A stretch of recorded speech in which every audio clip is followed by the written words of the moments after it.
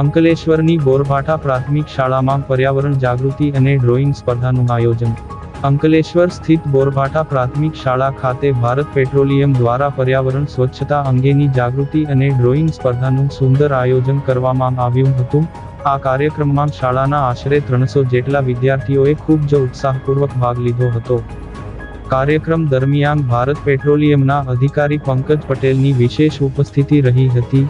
તેમણે વિદ્યાર્થીઓને પર્યાવરણનું મહત્વ સમજાવી સ્વચ્છતા અંગે માર્ગદર્શન પૂરું પાડ્યું હતું.